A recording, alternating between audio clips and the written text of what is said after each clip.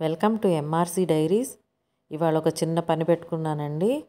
అది 18th of July మా అత్తయ్య గారిది చనిపోయిన రోజు. ప్రతి ఇయర్ కూడా ఈ 18th జూలైకి మా ఇంట్లో వర్క్ చేసే వాళ్ళకి కానీ మా కాలనీలో వర్క్ చేసే వర్కర్స్కి కానీ నాకు తోచింది ఏదైనా ఇస్తుంటాను. జనరల్గా అయితే శారీసే ఇస్తానండి.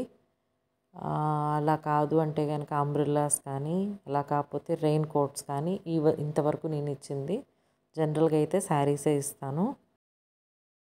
చూడటానికి చాలా ఫాస్ట్గా అయిపోయినట్టుగా పెట్టాం కానండి, ఆల్మోస్ట్ 1 to 1.5 hour వర్క్ అండి. దాని మీద ఉన్న ట్యాగ్స్ తీసేయడం నాకు ఇష్టం ఉండదు, మనీ ట్యాగ్ ఉండటం. తీసేసి వాటికి ఎవరెవరికైతే ఏ శారీ ఇస్తున్నానో నేమ్స్ శారీ మీద, కవర్ మీద, రెండింటి మీద పెట్టుకుంటానండి. సో దట్ ఎవరిని మిస్ కాకుండా ఇవ్వడం కోసం. ఈసారి అయితే ఓన్లీ 15 మెంబర్స్ అయ్యారండి. జనరల్గా అయితే నేను వర్క్ చేసినప్పుడు అక్కడున్న వాళ్ళకు కూడా ఇచ్చేదాన్ని.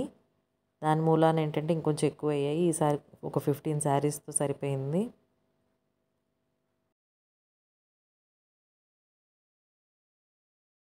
సిక్స్టీన్తే పర్చేస్ చేసాం కానీ 17th నైట్ ప్యాకింగ్ చేసుకొని 18th మార్నింగ్ అత్తయ్య గారి ఫోటో దగ్గర పెట్టిన తర్వాత వీళ్ళని రమ్మని చెప్పి కబుర్ చేస్తే ఒకళ్ళ తర్వాత ఒకళ్ళు వచ్చి తీసుకొని వెళ్ళారండి.